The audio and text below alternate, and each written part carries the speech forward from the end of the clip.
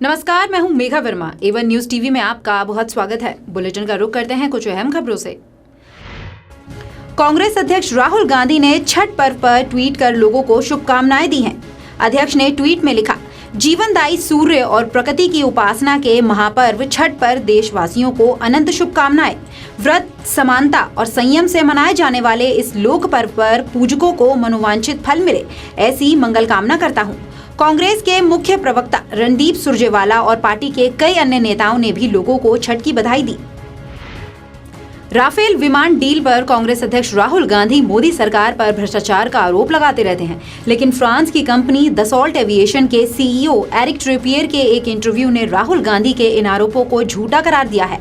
Eric Trippier ने कहा कि कांग्रेस अध्यक्ष जो भी आरोप लगा रहे हैं वो बिल्कुल निराधार हैं। राहुल गांधी ने दसॉल्ट और रिलायंस के बीच हुए ज्वाइंट वेंचर के बारे में सरासर झूठ बोला है।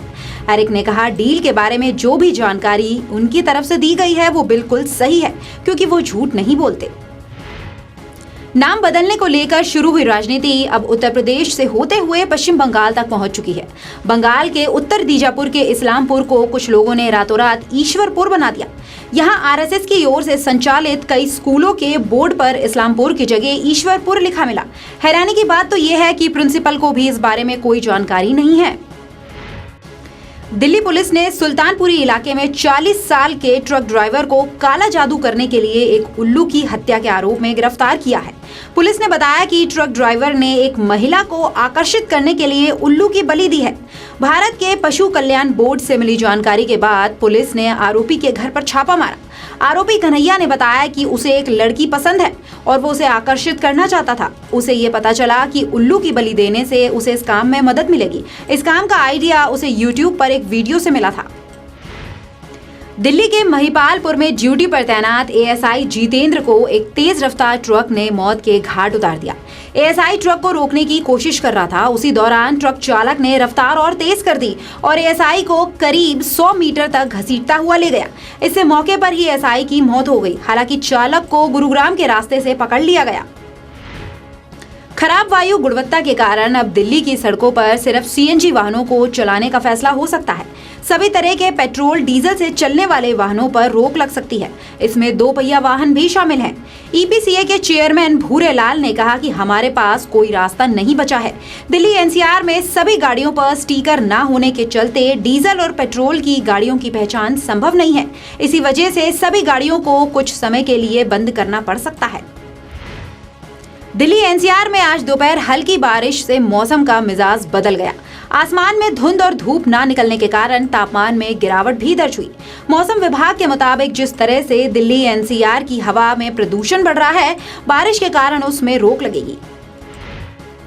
महाराष्ट्र समाजवादी पार्टी के अध्यक्ष अबू आजमी ने प्रधानमंत्री नरेंद्र मोदी और यूपी के मुख्यमंत्री योगी आदित्यनाथ के खिलाफ एक विवादित टिप्पणी की है। आजमगढ़ का नाम आर्यगढ़ करने की चर्चा को लेकर आजमी ने कहा, आजमगढ़ को आजम शाह साहब ने बसाया था, योगी के बाप ने नहीं बसाया था। प्रधानमंत्री मोदी के बारे में बोलते हुए आजमी ने कहा, 2019 में मोदी को वापस गुजरात जाना पड़ेगा। धोबी का कुत्ता ना घर का होता है ना घाट का। जम्मू कश्मीर के पुंछ जिले में नियंत्रण रेखा से लगे इलाके में पाकिस्तानी स्नाइपर की फायरिंग में एक सैनिक शहीद हो गया, जबकि एक अन्य जख्मी हो गया। जानकारी के मुताबिक पाकिस्तानी स्नाइपर्स लगातार भारतीय जवानों को निशाना बना रहे हैं और बीते एक हफ्ते में 4 जवान स्नाइपर्स की गोली से शहीद हो गए। तेल के दामों में कटौती का सिलसिला लगातार जारी है। दिल्ली में पेट्रोल 13 पैसे तो डीजल में 12 पैसे की कटौती देखने को मिली।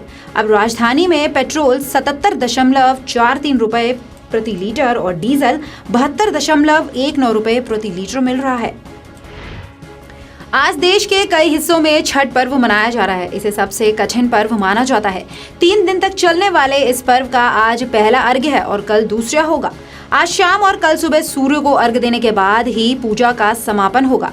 इस पूजा में सूर्य भगवान की पूजा की जाती है और उन्हें अर्घ्य देने के बाद ही खाया जाता है।